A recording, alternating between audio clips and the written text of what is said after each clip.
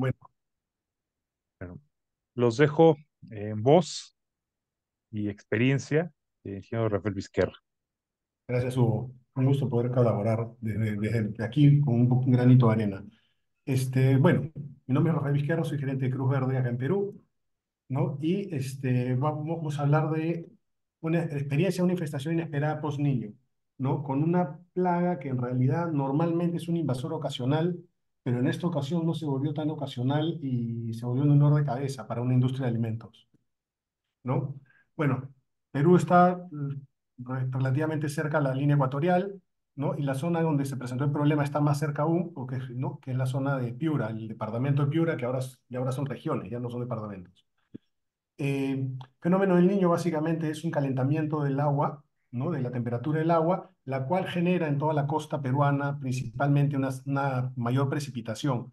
Esta mayor precipitación eh, hace que haya un crecimiento exacerbado de la vegetación, así como genera también problemas de huaicos o de desbordes de los ríos, ¿no?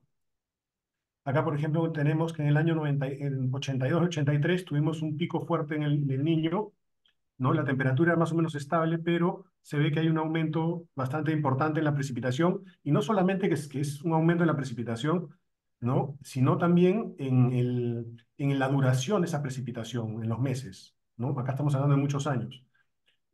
Acá entre el 97 y 98 también se repite con menor intensidad. Ojo que el del 82-83 se consideró que fue un super niño, ¿no? Fue algo muy, muy fuerte, ¿no? Bueno, vamos a hablar un poco del entorno. Tenemos un entorno que normalmente se ve como la imagen de la izquierda, que es semiárido, ¿no? Semiseco, es un bosque no, llamado como bosque seco. Y cuando tenemos un fenómeno de lluvias, ya sea como el Niño o no tanto como el ciclón Yaku, pero también podría decirse que impacta, nos genera todo esta vegetación arbórea, arbustiva, eh, inclusive lo que es este forraje, ¿no? En el caso de los árboles ¿no? que se vamos a encontrar, en su mayoría son árboles que pueden estar muchos años aparentemente secos, pero las raíces están a 50, 60, 70 metros, que son los algarrobos, ¿no? Que es el prosopis, ¿no? Bueno, esto es básicamente lo que encontramos cuando llueve. Así se ve, pues un bosque, tú lo ves y parece un bosque. Tenemos vegetación que llega a varios metros de altura y en todos los estratos, ¿no? Esto ya es la construcción de nuestro cliente. Tenemos una pared de aproximadamente 6 metros de altura, ¿no? Y vemos cómo está la vegetación que se va acumulando a los costados, ¿no? Ojo que acá estamos hablando de más o menos partes de 2 metros y partes de 4 metros de altura, ¿no? Bueno, y ahora tenemos que identificar al enemigo. Nuestro enemigo en esta ocasión fue el grillo. Creo que en México le dicen chapulines, ¿no? Hugo. Bueno, ¿me siguen hasta ahí? Fuerte y claro, todo muy Ya. bien. Entonces, gracias Álvaro. Entonces, bueno, estos Y chapulines. hoy en día hasta los grillos se comen con chocolate, con vainilla, con canela, se crían para hacer harina, o como fuente de proteína animal para el engorde de ganado, etcétera, ¿no? Pero en una industria de alimentos que no tiene nada que hacer con los grillos constituye un problema bastante serio, ¿no? Entonces, vamos a ver cómo lo atacamos nosotros, ¿no? Eh, Bueno, el ciclo de vida de los grillos, más o menos, dependiendo de la especie, estamos hablando que después de la cópula, en más o menos 8 a 10 días se están ovopositando, ¿no? Y los huevos se están eclosionando unos 10 a 13 días después, ¿no? Después tenemos que nacen como ninfas, ¿no? Como tienen una metamorfosis incompleta o metábola, van pasando por diferentes estadios, en algunos casos hasta 9 estadios ninfales, y 6 semanas después son adultos. Después de unos días ya empiezan a estar aptos reproductivamente o llegan a la madurez sexual, ¿no? 3, 4 días promedio. Entonces es bastante, entre comillas, lento, ¿no? ¿No? Pero justamente cuando se da esta precipitación, tenemos la presencia de grillos aproximadamente un mes después, ¿no? Acá, por ejemplo, tenemos una imagen en la cual podemos encontrar huevos dentro del sustrato, en este caso tierra, ¿no? Y las ninfas cómo van emergiendo, ¿no? Van saliendo de la tierra. Estas son ninfas, ninfa uno. Bueno, una pequeña clasificación taxonómica, estamos hablando que son, bueno, artrópodos, clase insecta, orden Orthoptera, la familia es Grillidae, ¿no? Y los géneros que nos interesan en realidad son Achete y Grillus, que son los que nos han dado dolores de cabeza, ¿no? ¿No? Dentro de la familia Grillidae tenemos que son, bueno, son insectos que normalmente nocturnos, ¿no? Tienen las patas posteriores bastante robustas y tanto los cercos como las antenas son bastante largas. Los cercos son estas como colitas que tiene en la parte de atrás. Tiene un cuerpo subcilíndrico, ¿no? Son principalmente terrícolas, pero no tienen estos géneros, este género, patas cavadoras como el griotopo. Principalmente hay 5 familias en el Perú, pero la que nos interesa es la Grillidae, que tiene 9 géneros más uno introducido, ¿no? Ya voy a explicarles en un ratito. Tenemos el Grillo asimilis y el Acheta domesticus, ¿no? El Grillus asimilis es una especie autóctona y también está distribuida en la región, ¿no? Y la Cheta domesticus es una especie que proveniente de África y Medio Oriente, ¿no? La diferenciación principalmente se da por las bandas, mientras que unas son longitudinales al cuerpo en la cabeza, las otras son transversales, ¿no? En Acheta domesticus, bueno, principalmente oposita en grietas, ¿no? Tanto en lotes como por unidades, ¿no? Tiene un ciclo de aproximadamente 60 días a más o menos 27 grados centígrados y, como les decía hace un rato, tenemos 9 a 11 estadios ninfales, ¿no? En total, su vida adulta puede ser de 90 días, que es bastante. Tiene una característica que es que puede aguantar o tolerar un frío bastante, o sea, temperaturas frías, no extremas, pero sí bastante frías, ¿no? Y por eso es que también eso asegura bastante su supervivencia. Eh, Les atrae mucho la luz y eso es parte del problema que nos generan las plantas, ¿no? Y puede vivir también de las zonas donde nosotros botamos nuestra basura, ¿no? Puede estar asociado a nuestras actividades y empezar a alimentarse de residuos. Tiene capacidad de vuelo y puede trepar superficies como las que les mostré hace un rato, de paredes con ladrillo no trabajado sin ningún problema. El Grios asimilis, eh, este sí tiene una característica que la oposición o la puesta de huevos es individual, uno por uno. Su ciclo es un poco más largo, pero tiene menos estadios ninfales, ¿no? Y su vida adulta es un poco menor también, es de 60 días aproximadamente. Eh, Después también se atraen por la luz, ¿no? Y son principalmente las que encontramos en zonas rurales, ¿no? Tienen la facilidad de persistir mucho en zonas de sequía, porque se van trasladando a zonas más húmedas, ¿no?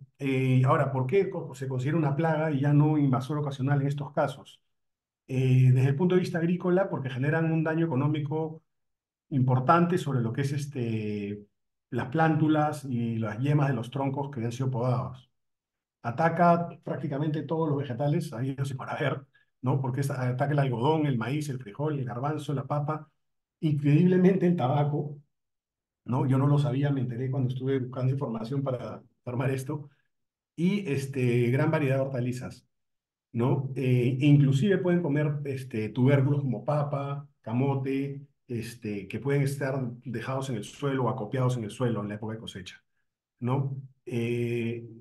No les gusta trepar mucho, pero igual no representan un peligro para plantas de más de 30 centímetros de altura. Les gusta estar bastante cerca al sustrato, al suelo. Y se considera una plaga urbana porque, bueno, consumen material vegetal en exteriores, dañan tejidos vegetales, ¿no? En interiores, animales, todo lo que es algodón, seda, pieles, etcétera, pero también lo que consumen líquidos. Eh, Ahora, en la industria alimentaria, que es lo que más nos interesa, por lo menos a nosotros, se considera un riesgo de contaminación biológica, porque causa rechazo de productos terminados, ya sea porque cae o puede contaminar directamente el producto, ¿no? O de manera indirecta, porque puede estar entre costales o encima de un pallet, etcétera, ¿no? O encima de la carga, y eso genera un rechazo automático, ¿no? Y es una pérdida económica importante, ¿no? Ahora, ¿cuál es la causa raíz? Ya lo habíamos mencionado, la vegetación, ¿no? Frondosa que le sirve de sustrato y de alimento, y sobre todo, para nosotros la causa raíz es esta de acá, ¿no? Podríamos tener la fábrica y no tener el problema tan significativo si es que no tuviéramos una iluminación con luz cálida, ¿no? Cerca de las puertas, en toda la parte de arriba de la fábrica. Estas fábricas normalmente están en zonas alejadas. Tienes una planta, una fábrica en el medio de la nada, ¿no? Con su propio generador. Entonces, realmente representa una antorcha en el medio del desierto, ¿no? O en el medio del bosque, dependiendo de la época. Y todas las plagas, no solamente grillos, se sienten atraídas por esta luz, ¿no? ¿Qué es lo que hicimos nosotros para poder controlarlo? Tuvimos que establecer diferentes tratamientos. Se trabajaron con aplicaciones perimetrales, con insecticidas en polvo mojable, con una frecuencia determinada, que podía ser entre semanal y quincenal, todos los perímetros. ¿Para qué? Para que los grillos que llegasen a las paredes o a estas zonas que tenían poco tránsito o no tenían tránsito de personas, pudieran estar en contacto con el insecticida y morir rápidamente. Hay que considerar que llovía constantemente y eso es lo que también nos obligaba a las repeticiones que teníamos que hacer, ¿no? Que la frecuencia sea corta. Me acuerdo que en algunas veces hemos tenido que llegar a hacer aplicaciones semanales, que es bastante en realidad. Y luego teníamos que hacer un tratamiento perimetral para bajar la carga de grillos en la zona, ¿no? Esto acá lo hacíamos con producto orgánico, ¿no? Justamente para no impactar a todas las especies habidas y por haber en la zona. Y no, se usaban productos, como mencionó Jorge, a base de NIM y a base de BT. Acciones correctivas implementadas, ¿no? Esta foto, no puedo poner fotos del cliente de manera directa, así que he tenido que buscar referencias. eh, Pusimos cortinas sanitarias o cortinas, lamas sanitarias de color ámbar para que evitar que en las puertas que permanecían abiertas salga la luz de forma directa, ¿no? Y pueda atraer más a los insectos, pero al mismo tiempo permite la visibilidad para evitar accidentes porque sale o entra un montacargas. Bueno, el cliente cambió las luces que tenía cálidas y les puso luces LEDs, ¿no? Con un poco más tenues y, bueno, esto significó una atracción menor de grillos, ¿no? La oportunidad de mejora que está ya en evaluación por parte del cliente es sacar las luces que tenemos encima de las naves o de las puertas y colocar luces en la parte opuesta, alumbrando hacia las puertas. De esta manera va a permitir no atraer las plagas tan cerca a las zonas de ingreso, en este caso a la planta y a la zona de proceso, ¿no?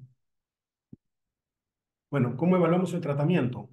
Bueno, esto era antes, ¿no? Y esto es después de haber logrado, hecho los tratamientos, ¿no? Teníamos un promedio entre 20 y 30 grillos por trampa, ¿no? Y llegamos a tener uno, dos, y tres, ya mínimo, luego de hacer todos los tratamientos que ya les mencioné. Y básicamente es eso, es una experiencia corta, ¿no? De campo, ¿no? Pero queríamos darles un alcance de ello, ¿no? Sí. Pues muchas gracias, Rafael. La verdad que interesante ver cómo vemos otros aspectos a considerar en el tema de los organismos, cómo las modificaciones climáticas pueden ocasionar el que aparezcan organismos con los que no habíamos tomado en cuenta y un poco lo que platicábamos también muy al principio de nuestra sesión de hoy, cómo es importante vigilar todo el tiempo y constantemente todos aquellos cambios que nosotros como seres humanos incluso estamos relacionando. Pues muchas gracias nuevamente, Rafael. También comentarles